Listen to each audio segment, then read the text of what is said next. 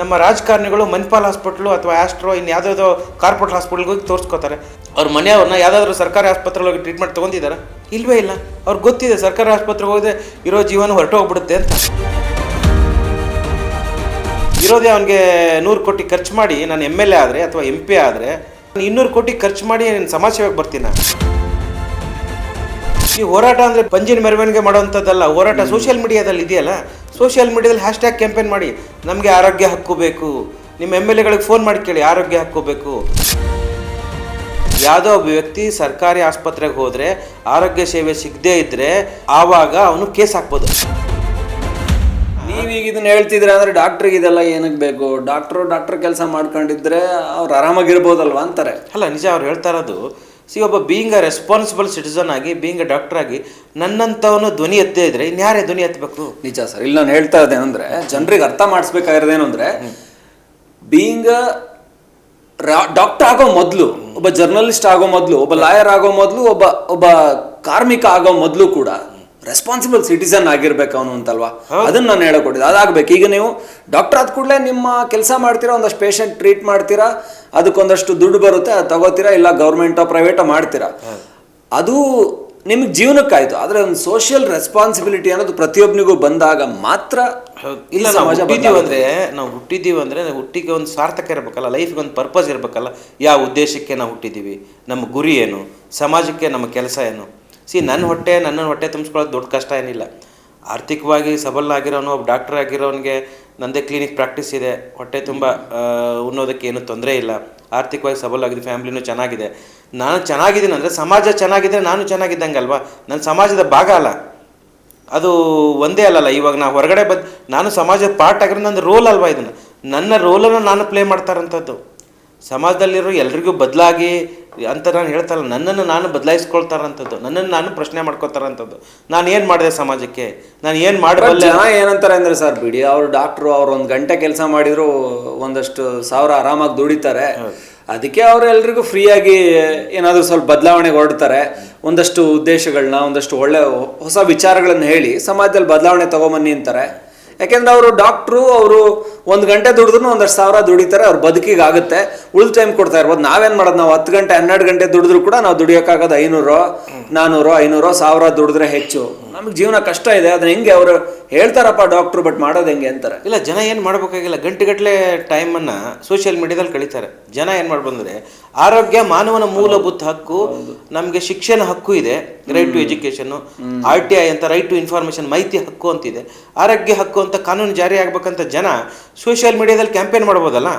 ಯಾವುದಾದ್ರೂ ಒಂದು ಪೊಲಿಟಿಕಲ್ ಪಾರ್ಟಿಗೆ ಕ್ಯಾಂಪೇನ್ ಮಾಡ್ತಾರೆ, BJP ಅವರು ಇದ್ರೆ BJP ಕ್ಯಾಂಪೇನ್ ಮಾಡ್ತಾರೆ, ಕಾಂಗ್ರೆಸ್ ಇದ್ರೆ ಕಾಂಗ್ರೆಸ್ಗೆ ಕ್ಯಾಂಪೇನ್ ಮಾಡ್ತಾರೆ, JDS ಕ್ಯಾಂಪೇನ್ ಮಾಡ್ತಾರೆ. ಬಟ್ ನಿಮಗೋಸ್ಕರ ಯಾವಾಗ ಕ್ಯಾಂಪೇನ್ ಮಾಡಿದಿರಾ?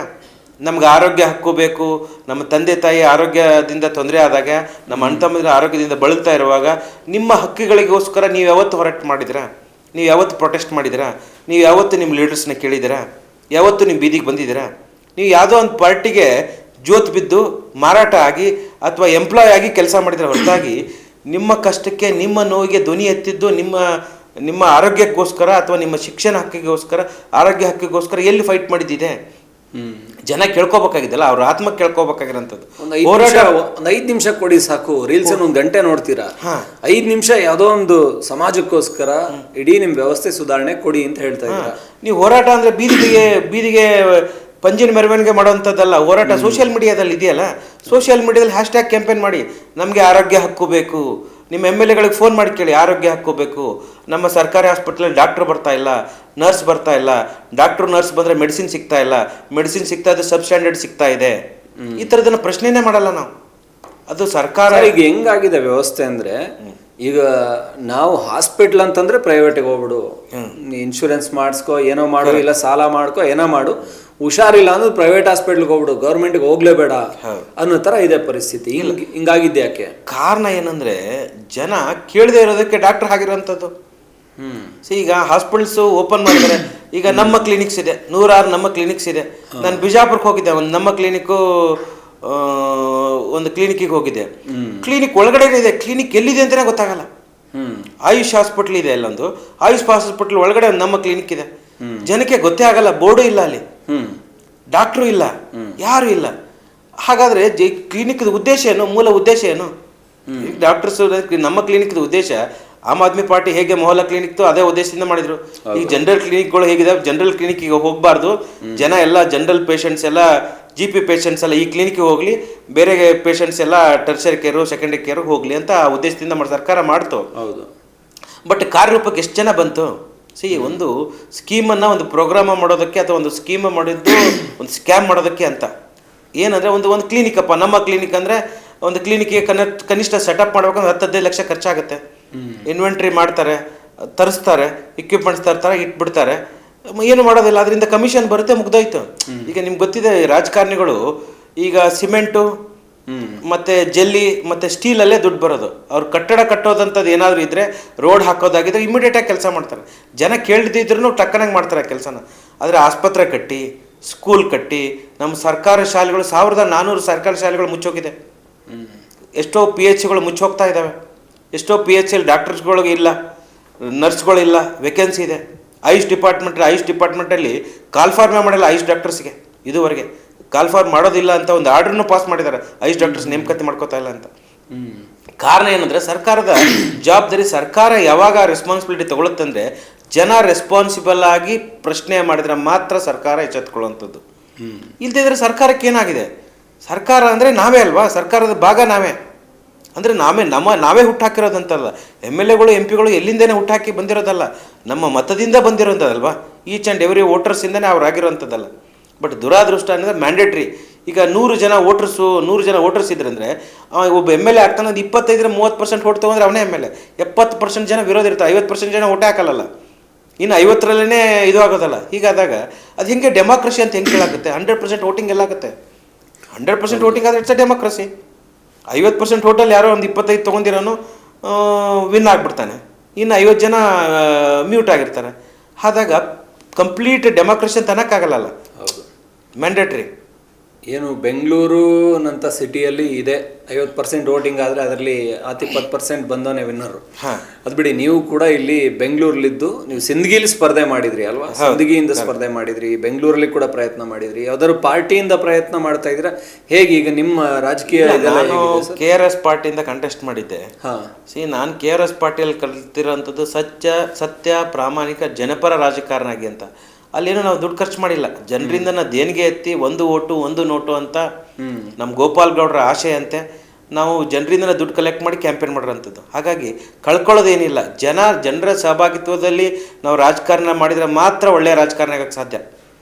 ನಾನೊಂದು 100 ಕೋಟಿ ಖರ್ಚು ಮಾಡಿ ಇರೋದೇ ಅವನಿಗೆ 100 ಕೋಟಿ ಖರ್ಚು ಮಾಡಿ ನಾನು MLA ಆದರೆ ಅಥವಾ MP ಆದರೆ ಅಥವಾ ಏನಾದರೂ ಮಿನಿಸ್ಟರ್ ಪೋಸ್ಟಲ್ಲಿ ಬಂದರೆ ಏನು ಪ್ರಯೋಜನ? ನಾನು 200 ಕೋಟಿ ಖರ್ಚು ಮಾಡಿ ಸಮಾಜ ಸೇವೆಗೆ ಬರ್ತೀನ? ಇಲ್ಲ. 100 ಕೋಟಿ ಖರ್ಚು ಮಾಡಿದಾನಂದರೆ ಅವ್ನ ಸಂಬಳ ಎಷ್ಟಿದ್ದಾರೆ? MLAಗೆ 1.5-2 ಲಕ್ಷ ಸಂಬಳ ಇದೆ. 2 ಲಕ್ಷ ಸಂಬಳಕ್ಕೆ 100 ಕೋಟಿ ಖರ್ಚು ಮಾಡ್ತಾನಂದ್ರೆ ಹೇಗೆ ಸಾಧ್ಯ? 5 ವರ್ಷ ಮಾಡಿದ್ರು ಕೂಡ 1 ಕೋಟಿ ಬರ್ಬೋದು ಅವನಿಗೆ.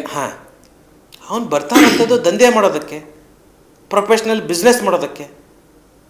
ಬಿಸ್ನೆಸ್ ಅಲ್ಲ ಇದೆಲ್ಲ. ಜನರಿಗೆ ಗೊತ್ತಿದ್ದೂ ಜನ ಹೆಂಗಾಗಿದ್ದಾರೆ ಅಂದರೆ ಈ ವ್ಯವಸ್ಥೆ ಇರೋದೇ ಹಿಂಗೆ. ಹೌದು. ಇಲ್ಲಿ ನಾವು ಏನು ಮಾಡ್ಕೋಬೋದು ಅದನ್ನು ಮಾಡ್ಕೊಬಿಡ್ಬೇಕು. ಹುಷಾರಿಲ್ಲ ಅಂದರೆ ಪ್ರೈವೇಟ್ ಹಾಸ್ಪಿಟ್ಲಿಗೆ ಹೋಗೋಣ ಬಿಡು, ಒಂದು 500 ಸಾಲ ಮಾಡೋಣ, 1000 ಸಾಲ ಮಾಡೋಣ. ದೊಡ್ಡ ಸಮಸ್ಯೆ ಬಂದರೆ ಒಂದು 5 ಲಕ್ಷ ಸಾಲ ಆಗುತ್ತೆ. ಈ ವ್ಯವಸ್ಥೆ ಹಿಂಗೆ ಇರೋದು. ಇದು 5 ವರ್ಷಕ್ಕೊಂದ್ಸರಿ ಬರ್ತಾರೆ, 2000 ಕೊಡ್ತಾರೆ, ಒಂದು ಓಟ್ ಹಾಕ್ಸ್ಕೊತಾರೆ, ಹೋಗ್ತಾರೆ. ಇದು ಬದಲಾವಣೆನೇ ಸಾಧ್ಯ ಇಲ್ಲ ಅಂತ ಡಿಸೈಡ್ ಆಗಿ 80-90% ಜನ ಕೂತು ಬಿಟ್ಟಿದ್ದಾರೆ ಸರ್. ರೈಟ್ ಟು ಹೆಲ್ತ್ ಆದರೆ ಒಳ್ಳೇದೇ, ಬಟ್ ಇದು ಹೇಗೆ ಆಗೋದು? ಇಲ್ಲ, ಖಂಡಿತ ಆಗುತ್ತೆ. ಜನ ಹೋಪ್ಸನ್ನ ಕಳ್ಕೊಬಾರ್ದಲ್ಲ. ಈಗ ರೈಟ್ ಟು ಹೆಲ್ತ್ ಅಂದ್ರೆ ಫಸ್ಟ್ ಹೇಳ್ಬಿಡಿ, ನನಗೆ ಗೊತ್ತಿದ್ದಂಗೆ ಎಲ್ಲರಿಗೂ ಫ್ರೀ ಹೆಲ್ತ್. ಈಗ ನಾವು US ಅಥವಾ UK ಒಂದು ಮಾಡ್ಯೂಲ್ ಹೇಳ್ತೀವಿ, ಈ ತರ ಇದೆ ನೋಡಿ. ನಾನು ಬಹಳ ಜನಕ್ಕೆ ಕೇಳ್ತಾರ, ಏನಿದು ರೈಟ್ ಟು ಹೆಲ್ತ್ ಅಂತ. ಆರೋಗ್ಯ ಹಕ್ಕು ಅಂದ್ರೆ ಏನಪ್ಪ? ಆರೋಗ್ಯ ಹಕ್ಕು ಅಂದ್ರೆ ಈ MLAಗಳಿಗೆ, MP ಗಳಿಗೆ, MLCಗಳಿಗೆ ಗೊತ್ತಿಲ್ಲ. ನಾನು ಸಾಕಷ್ಟು MLAಗಳಿಗೆ, MP ಗಳಿಗೆ ಫೋನ್ ಮಾಡಿದ್ದೀನಿ. ಒಬ್ಬ ಎಸ್ ಪಾಟೀಲ್ ನಡಳಿ ಅಂತ ಒಬ್ರು ಮಾಜಿ ಶಾಸಕರು, ಅವ್ರಿಗೆ ಫೋನ್ ಮಾಡಿದ್ದೆ. ತುಂಬಾ ಒಳ್ಳೆ ಮಾತುಗಾರರು. ಅವ್ರು ಕೇಳಿದ್ರೆ ಏನಿದೆ ಆರೋಗ್ಯ ಹಕ್ಕು ಅಂತ. ಅವ್ರಿಗೆ ಮುದ್ದೆ ಬೆಳೆದವರು ನಾನು ಫೋನ್ ಮಾಡಿ ಕೇಳಿದ್ದೆ ಅವ್ರನ್ನ, ಆರೋಗ್ಯ ಹಕ್ಕು ಅಂದ್ರೆ ಏನದು, ಮತ್ತೆ ಫ್ರೀ ಆಗಿ ಸಿಗ್ಬೇಕು ಸರ್ ಎಲ್ರಿಗೂ ಹೆಲ್ತ್, ಇವಾಗ ಸಿಗ್ತಾ ಇಲ್ವಾ ಅಂತ. ಈಗೆಲ್ಲ ಸಿಗ್ತಾ ಇದೆ. ಹೆಂಗಂದ್ರೆ ಆರೋಗ್ಯ ಹಕ್ಕು ಕಾನೂನು ಜಾರಿ ಆದರೆ ಯಾವುದೋ ಒಬ್ಬ ವ್ಯಕ್ತಿ ಸರ್ಕಾರಿ ಆಸ್ಪತ್ರೆಗೆ ಹೋದರೆ ಆರೋಗ್ಯ ಸೇವೆ ಸಿಗದೇ ಇದ್ದರೆ ಆವಾಗ ಅವನು ಕೇಸ್ ಹಾಕ್ಬೋದು. ಆರೋಗ್ಯ ಹಕ್ಕು ಕಾನೂನಲ್ಲಿ ಅಡಿಯಲ್ಲಿ.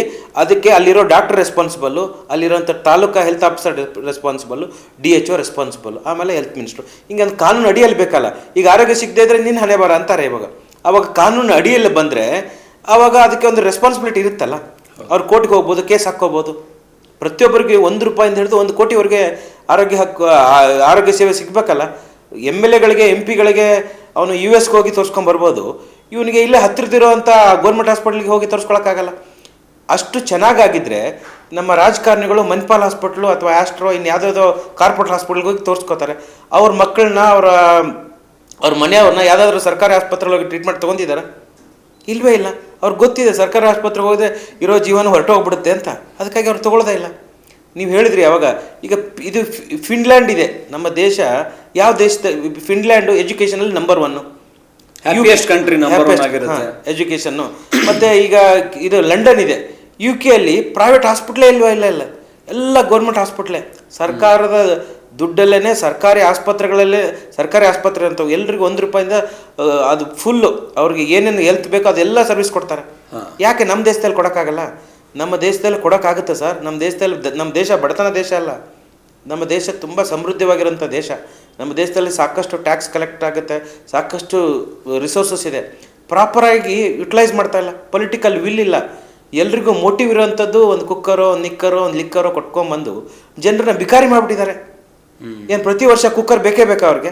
ಮನೇಲಿ 4 ಕುಕ್ಕರು, ಒಬ್ಬರು TV ಹಚ್ತಾನೆ. ಈ ಥರದ್ದು ಬೇಕಾಗಿಲ್ಲ ಜನಕ್ಕೆ. ಜನಕ್ಕೆ ಬೇಕಾಗಿರೋದು ಶಿಕ್ಷಣ ಭಾಗ್ಯ, ಆರೋಗ್ಯ ಭಾಗ್ಯ. ಆರೋಗ್ಯ ಹಕ್ಕು ಕಾನೂನು ಜಾರಿ ಆಗಬೇಕು. ರಾಜಸ್ಥಾನ ಗೌರ್ಮೆಂಟ್ ಆರೋಗ್ಯ ಹಕ್ಕು ಒಂದು ಕಾನೂನು ಜಾರಿ ಮಾಡೋದಕ್ಕೆ ತುಂಬ ಎಫರ್ಟ್ ಮಾಡ್ತು. ಒಂದು ಹಂತಕ್ಕೂ ಬಂದಿತ್ತು. ಅಲ್ಲಿರೋಂಥ ಪ್ರೈವೇಟ್ ಡಾಕ್ಟರ್ಸು, ಪ್ರೈವೇಟ್ ಹಾಸ್ಪಿಟಲ್ಸು, ಆಮೇಲೆ ಪ್ರೈವೇಟ್ ಹಾಸ್ಪಿಟಲ್ ಬಿಸ್ನೆಸ್ ಓನರ್ಸ್ ಎಲ್ಲ ಮಾಡಿ ಎಲ್ಲರೂ ಹೋರಾಟ ಮಾಡಿ ಲಾಬಿ ಮಾಡಿ ಸ್ಟಾಪ್ ಮಾಡಿಬಿಟ್ರು.